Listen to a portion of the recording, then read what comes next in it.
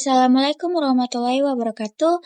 Saya Nurul Cahya Salsabila dari Fakultas Teknik Program Studi Teknik Pertambangan dengan NPM 073825111097.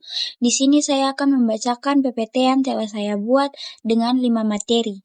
Yang pertama, tektonik lempeng, yang kedua, geologi struktur, yang ketiga, jenis dan fungsi alat, yang keempat, stratigrafi, dan yang kelima, peta. Yang pertama, tektonik lempeng.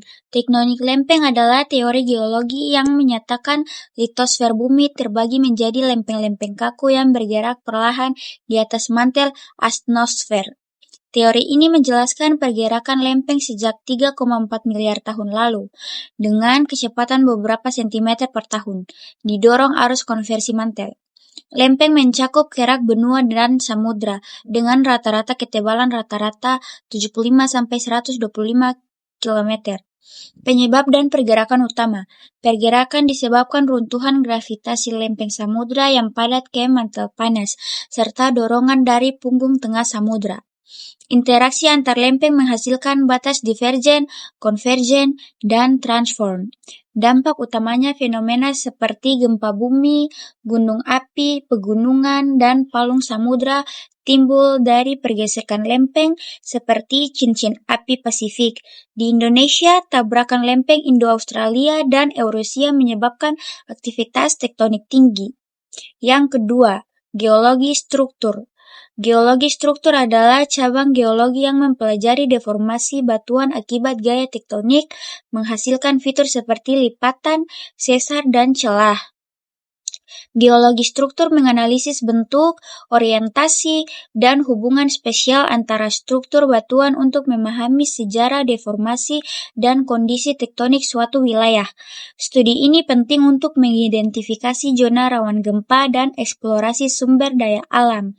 Jenis struktur utama.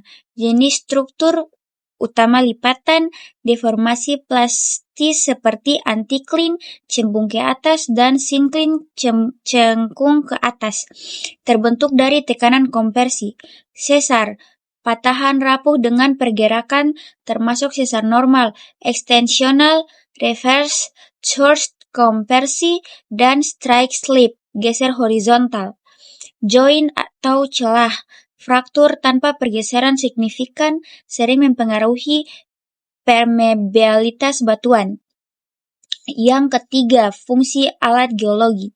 Palu geologi. Palu geologi digunakan untuk memecah batuan agar memperlihatkan permukaan segar, mengidentifikasi tekstur, mineral, dan struktur internal batuan. GPS. GPS menentukan koordinat lokasi tepat, latitude, longitude, elevasi di lapangan, mendukung pemetaan geologi akurat dan pelacakan rute survei. Kompas geologi. Kompas geologi seperti Brunton mengukur arah strike dan dip kemiringan lapisan batuan, serta orientasi foliasi atau rekahan struktural. Papan LJK. Papan LJK menyediakan permukaan datar dan tahan air untuk menulis hasil pengukuran seperti strike, dip, koordinat GPS, serta deskripsi batuan di lokasi yang sulit. Keempat, stratigrafi. Stratigrafi merupakan cabang ilmu geologi yang mempelajari perlapisan batuan, hubungan antar lapisan, serta sejarah pembentukan untuk memahami kronologi dan evolusi bumi. Cabang stratigrafi. Litostratigrafi mengklasifikasikan berdasarkan itologi batuan. Biostratigrafi menggunakan fosil indeks, sementara kronostratigrafi menentukan umur absolut melalui isotop atau magnetostratigrafi. Sekuenstratigrafi menganalisis siklus laut relatif untuk memprediksi reservoir minyak. Prinsip dasar stratigrafi terdiri dari 3. Pertama, prinsip superposisi menyatakan lapisan atas lebih mudah daripada lapisan bawah. Kedua, prinsip horisontalitas asli menjelaskan lapisan terhadap secara horizontal awalnya. Yang ketiga, prinsip kontinuitas lateral dan hubungan potong-memotong membantu korelasi lapisan antar daerah serta urutan deformasi. Kelima, peta. Peta geologi merupakan representasi visual data geologi suatu wilayah yang menunjukkan sebaran batuan, umur, struktur, serta potensi sumber daya mineral dan energi. Fungsi utama. Peta geologi berperan dalam eksplorasi mineral, perancangan tambang, mitigasi bencana, dan pembangunan infrastruktur dengan mengidentifikasi risiko-risiko patahan atau longsor. Sekian dari saya, terima kasih. Wassalamualaikum warahmatullahi wabarakatuh.